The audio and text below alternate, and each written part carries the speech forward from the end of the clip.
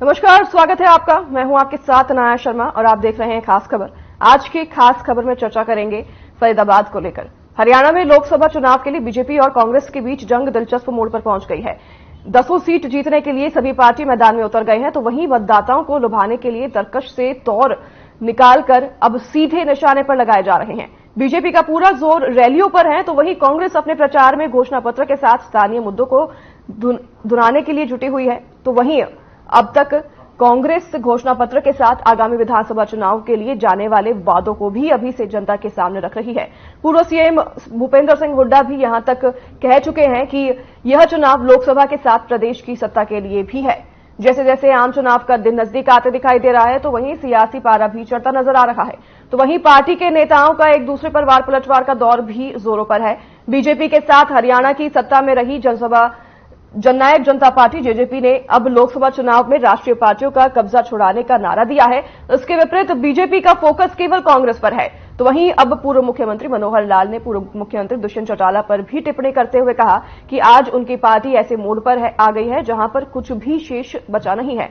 तो वहीं उन्होंने फिल्म शोले के एक सीन का उदाहरण लेते हुए भी पूर्व मुख्यमंत्री दुष्यंत चौटाला पर टिप्पणी की है। तो वहीं मनोहर लाल ने पूर्व मुख्यमंत्री भूपेंद्र सिंह हुड्डा पर भी तंज कसा और उन्होंने कहा कि भूपेंद्र सिंह हुड्डा ने तो अपने समधी करण सिंह दलाल की भी लाज नहीं रखी। पिछले चुनाव में जो हुआ था, इस चुनाव में भी दोनों बाप बेटों के साथ होने वाला है। तो वहीं मनोहर लाल ने आगे कहा कि हरियाणा की सभी 10 लोकसभा और 11वीं नायब सिंह सैनी वाली विधानसभा की सीट को भारतीय जनता पार्टी जीतेगी। न केवल हरियाणा में बल्कि पूरे देश में उन्होंने कांग्रेस का सुपड़ा साफ हो जाने की बात भी कही है।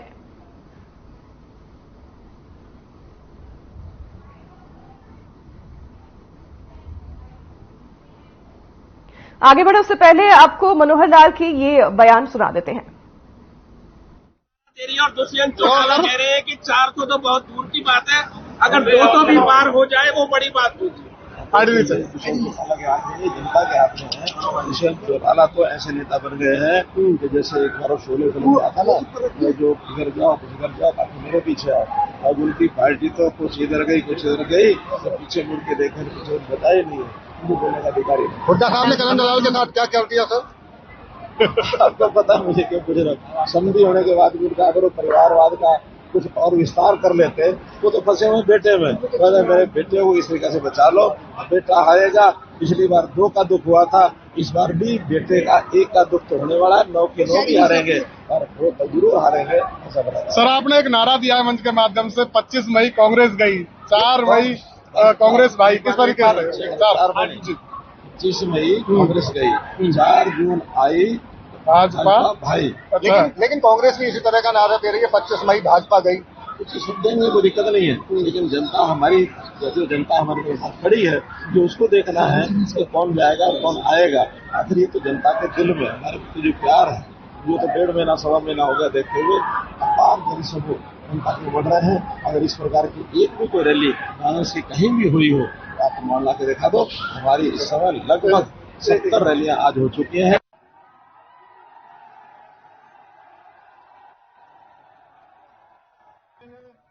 हमने हमारे कांग्रेस के वरिष्ठ नेता कुरुक्षेत्र से, हरियाणा के वरिष्ठ नेता।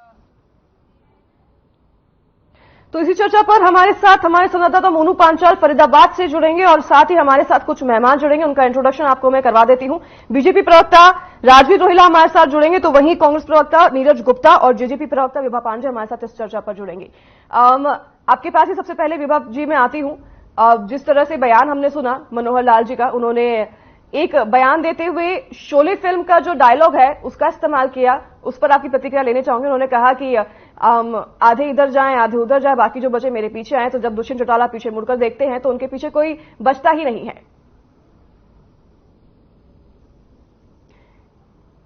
विभा जी, आप हमें सुन पा रहे हैं? जी, आपको मेरी आवाज आ रही है? जी बिल्कुल आ रही है। आपको नमस्कार, सारे साथी प्रवक्ताओं को और दर्शकों को भी नमस्कार। इस टिप्पणी पर मैं 2 बातें बोलना चाहूंगी। पहली बात, ये उस नेता के बारे में बोल रहे हैं जिसने पार्टी तब स्टार्ट की जब उसे उसकी अपनी INLD पार्टी ने निष्कासित किया था। बिना लोगों के, बिना किसी के, एक अकेले इंसान ने अपनी माता श्री नैना चौटाला जी के साथ पार्टी खड़ी की थी। तब उनके पास कुछ नहीं था, उन्होंने इतनी पार्टी खड़ी की।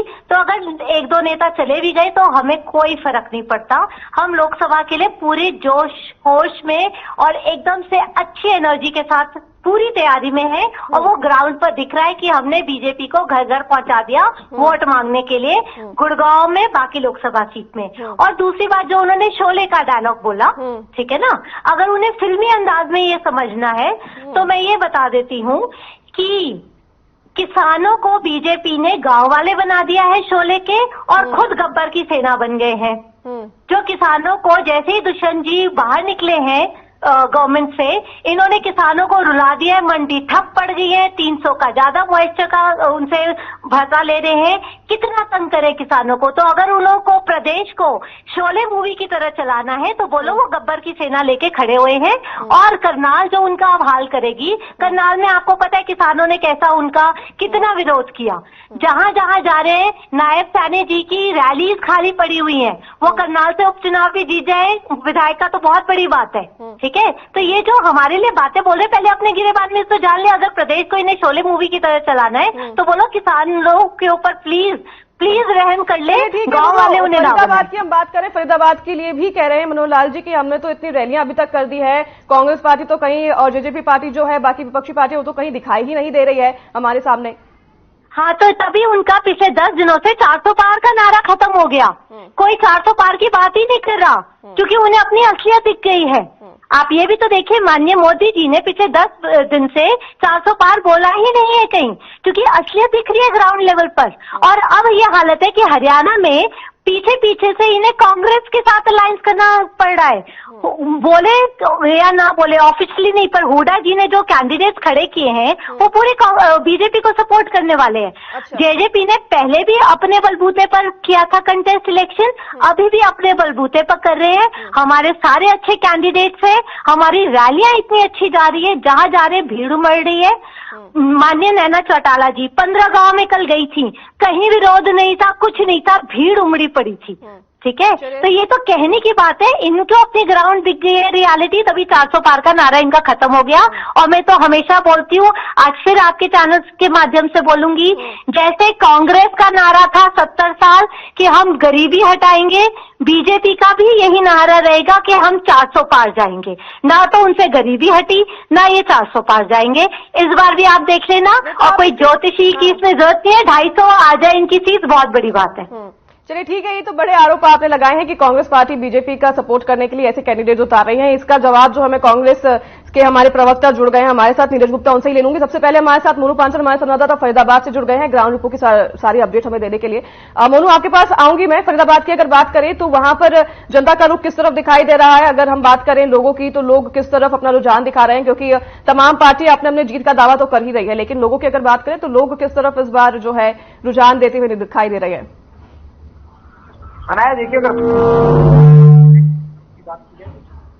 जिस तरीके से देखा जाए तो कहीं ना कहीं सभी पार्टियों ने अपने प्रत्याशी घोषित कर दिए। उनसे लगभग जो है वो कांग्रेस की देख सके, चाहे वो जेजेपी की बात करें, इनेलो की बात करें, चाहे वो बीएसपी पार्टी की बात करें, तो सभी जो कैंडिडेट है वो अपने अपने नामांकन जो है वो भर चुके हैं। लेकिन बीजेपी के अभी तक कोई नामांकन यहाँ पर भरा नहीं गया। वो लगभग 6 तारीख को जो है वो नामांकन भरा जा सकता है। तो इस तरीके से देखा जाए तो अनाया, मैं आपको बता दूं, फरीदाबाद में जो है सबसे ज्यादा जो मजबूत है वो कांग्रेस और बीजेपी, ये दोनों पार्टियां यहाँ पर मजबूत जो है वो दिखाई दे रही है। क्योंकि लगातार इन दोनों पार्टियों के जनता के बीच में, चाहे वो रैली की स्तर की बात की जाए, चाहे वो संपर्क की बात की जाए, चाहे तमाम लोगों से मुलाकात की बात की जाए, तो वो ये दोनों पार्टियां जो है वो पूरी तरीके से यहाँ पर मुलाकात करती हुई नजर आ रही है। वही बात की जाए तमाम पार्टियों की, चाहे वो जेजेपी की बात की जाए, चाहे वो इनेलो की बात की जाए, चाहे वो बीएसपी की बात की जाए, तो इन पार्टियों की जो है वो जो अगर प्रोग्राम की बात की जाए तो किसी तरीके की कोई हलचल यहाँ पर दिखाई नहीं दे रही है। उनकी किसी तरीके की कोई यहाँ पर रैली या बड़े स्तर पर कोई जो समूह है वो यहाँ पर दिखाई नहीं दे रहा है। लेकिन देखा जाए तो यहाँ पर जो है बीजेपी और कांग्रेस में जो है वो लगातार यहाँ पर टक्कर जो है वो यहाँ पर देखने को मिल रही है। वहीं जो है कल जो है हरियाणा के पूर्व मुख्यमंत्री मनोहर लाल जो है फरीदाबाद के बल्लभगढ़ में पहुंचे, यहाँ पर लोगों को संबोधित करा। काफी हजारों की संख्या में यहाँ पर लोग मौजूद थे और कहीं ना कहीं जिस तरीके से उन्होंने जो तंज कसते हुए कहा शोले फिल्म का डायलॉग की आधे इधर जाइए और बाकी मेरे पीछे चलिए, तो वो सीधा कहीं ना कहीं जेजेपी पार्टी पर निशाना साधते हुए कहा कि दुष्यंत चौटाला इस समय जो है वो अकेले दिखाई दे रहे हैं। उनके पास कोई कार्यकर्ता, कोई तमाम जिस तरीके से देखा जाए तो कोई नेता उनके पास नहीं बचा है। इस तरीके के डायलॉग यहाँ पर जो है वो जो देते हुए नजर आए। वहीं जो है कांग्रेस पर भी तंज कसते हुए नजर आए कि देखा जाए तो भूपेंद्र हुड्डा ने जो है अपने समझी यानी कि करणदार को जो है वो धोखे में रखा, उनको टिकट उनको नहीं दी है। तो कहीं ना कहीं बाप बेटे यानी कि दीपेंद्र हुड्डा और भूपेंद्र सिंह हुड्डा भी जो है कहीं ना कहीं जिस तरीके से 2014 और 2019 में जो मात खाई है वो आने वाले समय में भी मात खानी पड़ेगी। तो इस तरीके के डायलॉग यहाँ पर जो है वो तंज कसते हुए नजर आ रहे हैं। तो जिस तरीके से देखा जाए तो लगातार जो बीजेपी की जो पार्टी है वो लगातार पूरे लोकसभाओं में जो जाकर के जो है वो यहाँ पर प्रचार करती हुई नजर आ रही है। वहीं बीजेपी कांग्रेस की बात की जाए तो अनाया यहाँ पर भी जो है लगातार कांग्रेस जो है वो मजबूत होती हुई दिखाई दे रही, क्योंकि आज भी कांग्रेस की बात की जाए तो पूरे फरीदाबाद के लोकसभा में कई जगह जो है बड़े बड़े प्रोग्राम जो है वो कांग्रेस पार्टी की तरफ से यहाँ पर रखे गए हैं। तो तमाम पार्टियां जो है लगातार जनताओं के बीच में पहुंच रही है। वहीं आज जीरो ग्राउंड की बात की जाए तो तमाम जेजेपी या इनैलो या फिर बीएसपी की बात की जाए तो इनका जो है वजूद यहाँ पर कहीं भी दिखाई नहीं दे रहा है। जी ठीक है, आपके पास लौटूंगी फिर से। तमाम जानकारी आपने हमारे साथ साझा की है, इसी पर अब टिप्पणियां लेना चाहूंगी, प्रतिक्रिया लेना चाहूंगी। हमारे साथ तमाम प्रवक्ता जुड़े हुए हैं। कांग्रेस से हमारे साथ नीरज गुप्ता जी जुड़े हुए हैं, आपका बहुत बहुत स्वागत है नीरज जी। और अभी विभा पांडे जी हमारे साथ जुड़ी हुई हैं, जो उन्होंने कहा कि कांग्रेस सपोर्ट कर रही है बीजेपी का, इसलिए इस तरह के जो प्रत्याशी है वो मैदान में उतार रही है। क्या इस बात में कितनी सच्चाई है, इस पर आप हमें थोड़ा प्रकाश डालिए। हमारी पार्टी के बारे में आप इनको पता नहीं कौन से चश्मे से देख रहे हैं कि हमारी पार्टी इनको सपोर्ट कर रही है, मुझे तो ऐसा कुछ नजर नहीं आता। बाकी इनको ज्यादा ज्ञान है हमारी पार्टी के बारे में, ये खुद ही ज्यादा सपोर्टिव है क्योंकि ये गठबंधन में रहे हैं 4.5 साल। मुझे लगता है इन्होंने ऐसे उतारे हैं जो उनको बीजेपी सपोर्ट करें। इनको कहने से पहले सोचना चाहिए। रही गब्बर के शोले की बात, खट्टर साहब बोलते हैं आधे इधर जाओ आधे उधर जाओ। जब सरकार बननी थी ना 40 सीटों पर आगे, तो खट्टर साहब बोले आधे उधर जाओ आधे उधर जाओ, पीछे कोई नहीं मिला। बाद में बीजेपी मिली, उसके समर्थन से सरकार बना ली। तो ये एक दूसरे के पूरक है। अभी आप देखना मैडम जी, ये इनसे अंडरटेकिंग लो, ये बाद में इलेक्शन के बाद दोनों एक हो जाएंगे। अभी आप देखना दोबारा गठबंधन हो जाएगा। सिर्फ जनता को बेवकूफ बनाने के लिए गठबंधन तोड़ा है। जिस छोटी पार्टी ने 4.5 साल मिलाई खाई है और सारे अधिकतर पोर्टफोलियो सारे डिप्टी सीएम पहले तो हम गठबंधन में थे और अब जब जैसे गठबंधन टूटा तो एक दूसरे के एकदम दुश्मन बन गए हैं, एक दूसरे पर वार करते नहीं थक रहे हैं ये दोनों। मैडम 4 महीने तो हुए हैं, 2 ही महीनों में दुश्मन कहां से बन गए। अब जब सरकार सत्ता खाने की लालच आएगी, जब सरकार बनाने का टाइम आएगा तो फिर एक हो जाएंगे। या तो ये सभी आज आपके चैनल से घोषणा करें, मेरी जज्बा की प्रवक्ता साथी, कि हम गठबंधन नहीं करेंगे इनसे, ये अभी अंडरटेकिंग दें, चाहे कुछ भी हो जाए इनसे गठबंधन नहीं करेंगे। ये देंगे ऐसा बयान? बिल्कुल नहीं दे सकती। वो तो दुष्यंत चौटाला जी डिसाइड करेंगे। ये सिर्फ सत्ता के लोग ही हैं, सिर्फ सत्ता के लोग ही हैं। रही मैं अपनी पार्टी की बात करना चाहूंगा, मुझे दूसरे से कोई मतलब नहीं। हमने पार्टी के मजबूत गठबंधन उतारे हैं, मजबूत प्रत्याशी उतारे हैं, डट के मुकाबला करेंगे, ज्यादा से ज्यादा सीटें जीतेंगे। मैं ये नहीं कह सकता हम 10 सीटें जीतेंगे। 10 सीटों को भी पार्टी नहीं जीतेगी, ना बीजेपी जीतेगी, ना कांग्रेस जीतेगी, ना जनता जीतेगी, कोई भी ना लो, कोई पार्टी मिली जुली सीटें आएंगी। आप देखना तो इंडिया गठबंधन मजबूती से सामना करेगा। रही 400 का नारा, 400 के पार के नारे की हवा निकल चुकी है। 400 के नारा तो आप दूर दूर तक 200 सीटों पे समझ जाएंगे, मेरे हिसाब से 200 सीटों पे निकल जाएंगे। अच्छा, क्योंकि जो 400 का नारा है। एक और टिप्पणी की गई है मनोहर लाल जी के द्वारा कि भूपेंद्र हुड्डा जी ने अपने संबंधी करण दलाल को ही नहीं बख्शा, उन्होंने उनको ही टिकट नहीं दिया। तो क्या हुआ? तो एक तरफ तो परिवारवाद का करते हैं, एक तरफ तो वैसे परिवार का नारा देते हैं। ये डबल प्रैक्टिस कैसे? अरे उनको बयान देते, खट्टर जी को शर्म आनी चाहिए। एक तरफ तो आप परिवारवाद पे हमला करते हो, आप उनको टिकट नहीं तो कह रहे परिवारवाद को टिकट नहीं। ये कैसा दोहरा चरित्र है? पहले मुख्यमंत्री खट्टर जी अपने दिमाग का इलाज करें, उनको बोलना क्या है? या तो परिवारवाद पे बोला, जब परिवार पे हम प्रहार करते हैं तो कह रहे इनको टिकट नहीं दी। ये क्या बात हुई? अगर मैं ये कहना चाहूंगा यूपी से बृजभूषण को टिकट, बृजभूषण के लड़के को टिकट दी तो वो परिवारवाद नहीं है। बृजभूषण यौन शोषण का आरोपी था खिलाड़ियों का, आज उसके लड़के को टिकट के देके करोड़ों लड़कियों के साथ उन्होंने धोखा करा, इनको शर्म नहीं आती है चीज कहते हुए। और वैसे चैनल पे कहेंगे परिवारवाद, कांग्रेस परिवारवाद का दूसरा नाम है। जब हम परिवारवाद को नहीं अपनाते, कुछ पढ़ाई करते तो उन्हें तकलीफ होती है। ये कैसा दोहरा चित्र है। चले ठीक है, तमाम आरोपों का जवाब मैं राजवीर रोहिला जी से लूंगी। राजवीर जी, आपका बहुत बहुत स्वागत है। और तमाम आपने अगर बातें सुनी होंगी तो विभा जी ने भी आरोप लगाए हैं और नीरज गुप्ता जी हमारे साथ जो कांग्रेस प्रवक्ता जुड़े हुए उन्होंने भी तमाम आरोप लगाए हैं बीजेपी के लेकर कि परिवारवाद आप एक तरफ कहते हैं, दूसरी तरफ आप ये आरोप लगा रहे हैं कि अपने समधी को उन्होंने टिकट नहीं दिया। सभी को राम राम, आपके दर्शकों को राम राम, अनाया जी आपको भी राम राम। अभी जो जसपा की मेरी बहन है विभा जी, इनको पता नहीं इनकी पार्टी का मतलब क्या हालात हो चुका है। इनके नेता और कार्यकर्ता सभी छोड़ के भाग रहे हैं। अभी भी मतलब कल भी छोटा किसी ने, परसों भी। अब तो हालत ये होगी कि इनका प्रदेश अध्यक्ष भी कांग्रेस ज्वाइन कर गया। तो ये बहन जी को इनको एहसास ही नहीं कि तुम्हारे पास पता ही कुछ नहीं, जनता ने इनको आईना दिखा दिया, ठीक है ना। तो इनके पैरों के नीचे जमीन नहीं है, लेकिन इनको यकीन नहीं है। तो इनका जो अहंकार है, अहंकार के कारण इनकी पार्टी खत्म हो गई और 2021 से पार्टी टूटने लग रही है बिल्कुल लगातार, ठीक है ना। तो बहन जी अपनी पार्टी को आप देखो, आपका तो आपकी बार जो है ना, आपका ये चाबी का निशान ही नहीं मिलेगा, क्योंकि आपकी हर जगह जमानत जब्त होगी। हर हल्के में आपको 1000-2000 वोट मिलेंगे मैक्सिमम, बस, ठीक है ना। कोई, क्योंकि जनता ने आपको नकार रखा है। रही कांग्रेस की बात, कांग्रेस से है कहाँ आज? कांग्रेस सिर्फ बाप बेटे की पार्टी है, जहां जिसने लगातार इन लोगों ने ठिकाने लगाने का काम किया। तो जिस दिन से हुड्डा ने मुख्यमंत्री की शपथ ली थी, उस दिन से ही इन्होंने इनके नेताओं को ठिकाने लगाने का काम शुरू कर दिया था। चाहे वो धर्मवीर सिंह हो, चाहे वो रमेश कौशिक हो, चाहे वो राव इंद्र सिंह, तो चाहे AC चौधरी हो जो इनके फरीदाबाद से आते हैं, ठीक है। आज सिर्फ ये बाप बेटे की पार्टी बन के रह गई। जनता सब समझ रही है, जनता को पता है इस पार्टी का कोई जनाधार नहीं है। मैं दावे से कहता हूं 10 की 10 सीटें भारतीय जनता पार्टी जीतने जा रही है। 4 तारीख को फिर हम मिलेंगे, फिर आपको मिठाई खिलाएंगे, ठीक है ना। और तीसरी बार फिर प्रधानमंत्री बनेंगे हमारे श्री नरेंद्र मोदी जी। तो आपकी पार्टी का जो कांग्रेस है, कांग्रेस ने जो भ्रष्टाचार किया 70 सालों में, जो इन्होंने डिलीवर किया, वो डिलीवरी ही इनकी मुसीबत बन गई है अब। ये विभा जी इसी पर टिप्पणी करते हुए कहती हैं कि जैसे कांग्रेस 70 सालों से कहती रही कि गरीबी हटाएंगे, वैसे बीजेपी का 400 पार जो नारा है वो भी एक ख्वाब ही रह जाएगा। भारतीय जनता पार्टी 400 सीटें पार करेगी, क्योंकि हरियाणा में हम हरियाणा की जो जनता 10 की 10 सीटें देने का काम नरेंद्र मोदी जी को करेगी। और ऐसे ही हर स्टेट में हमारी आंधी आई हुई है बिल्कुल। पूरा भारत नरेंद्र मोदी में बना हुआ है। ठीक है। राजवीर जी आप हमारे साथ बने रहिए। मोनू जी हमारे साथ लगातार बने हुए हैं ग्राउंड जीरो से। मोनू, अगर फरीदाबाद की बात करें, कृष्णपाल गुर्जर जो है सबसे पहले उनके नाम की घोषणा की गई थी बीजेपी के द्वारा। तो अगर बात करें पिछले उनके कार्यकाल की, तो 10 साल से उनका कार्यकाल भी फरीदाबाद में रहा है। तो अगर बात करें लोगों की, जनता की, तो लोग इस बार सांसद को देखकर वोट देने की इस बार मुद्दा बना रहे हैं, या फिर बड़े पैमाने पर राष्ट्रीय मुद्दे को लेकर इस बार वोट करने के लिए जो है वोटर्स पहुंचेंगे मतदान करने के लिए?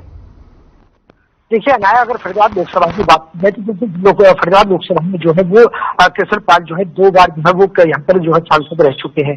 और उसके बाद जो है तीसरी बार जो है बीजेपी पार्टी ने जो उन पर भरोसा करके जो है वो तीसरी बार जो है वो टिकट दे करके जो है भरोसा यहाँ पर जताया है। लेकिन बात की जाए तो अनाया, सबसे ज्यादा जो फरीदाबाद के जो मुद्दे हैं, मुद्दों को लेकर के यहाँ पर वोट जो है वो यहाँ पर की जा रही है। क्योंकि जिस तरीके से देखा जाए तो तमाम जगह पर जो है वो जो प्रत्याशी है बीजेपी के कृष्णपाल गुर्जर, वो लगातार जनताओं के बीच में जा रहे हैं। कहीं ना कहीं देखा जाए तो सबसे ज्यादा जो महत्व यानी कि जीत का जो हार जीत का जो फैसला जो करते हैं वो ग्रामीण क्षेत्र और स्लम बस्ती जो है वो यहाँ पर जो है वो की जाती है। लेकिन सेक्टरों की बात की जाए तो सेक्टरों में इतनी पोलिंग नहीं हो पाती जितने ग्रामीण क्षेत्र और स्लम बस्तियों में हो पाती है।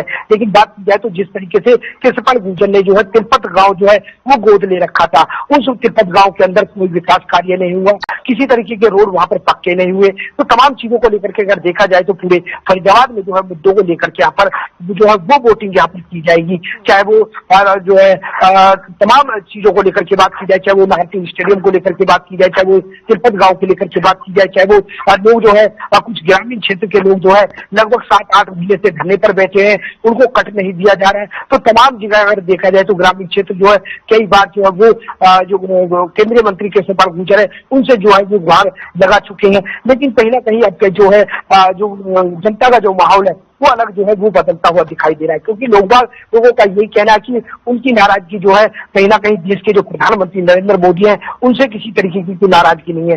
नाराजगी है तो सिर्फ एक प्रत्याशी से नाराजगी है, आखिर प्रत्याशी ने किस तरीके के काम यहाँ पर कराए हैं। तो कहीं ना कहीं जिस तरीके से जनता के बीच में अनाया पहुंच रहे हैं तो जनता जो है उनसे सवाल यहाँ पर करती हुई नजर आ रही है, और जनता सिर्फ यही पूछती है कि जितने भी विकास कार्य जो है वो केंद्रीय जो प्रत्याशी के सरकार गुजर वो गिनाने का काम कर रहे हैं। आखिरकार फरीदाबाद में कितना विकास उन्होंने कराया, फरीदाबाद के लिए क्या कुछ लेकर के आए, फरीदाबाद में क्या कुछ बच्चों के लिए रोजगारों के लिए करा। तो इस तमाम चीजों को लेकर के अगर देखा जाए तो बनाया सबसे ज्यादा मुद्दों को लेकर के यहाँ पर वोटिंग हासिल करने का काम यहाँ पर करेगी, और सबसे ज्यादा देखा जाए तो बनाया कुछ ग्रामीण क्षेत्र जो है वो कहीं ना कहीं जो बीजेपी के प्रत्याशी के सरकार गुजर है उससे अच्छे खासे नाराज यहाँ पर दिखाई दे रहे हैं। अगर जब से टिकट मिली है अनाया केसरपाल गुर्जर को, जब से लेकर के आज तक की बात की जाए तो अभी तक जो है मोहना गांव में जो है किसी तरीके का कोई रैली या लोगों की जनताओं के बीच में जाना पूरी तरीके से यहाँ पर नहीं पहुंचे, क्योंकि गांव के लोगों ने कह रखा है कि जेजेपी और बीजेपी के नेताओं का जो है यहाँ पर आना सख्त मना है।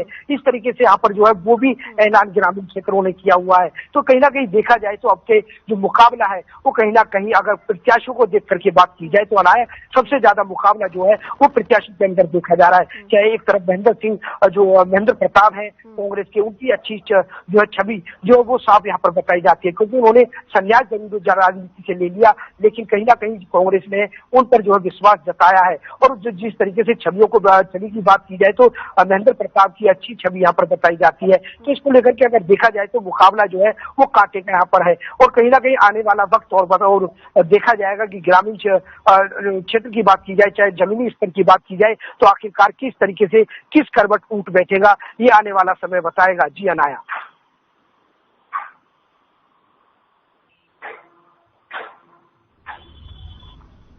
ठीक है मोनू, तमाम बातें आपने हमारे साथ साझा की ग्राउंड जीरो से।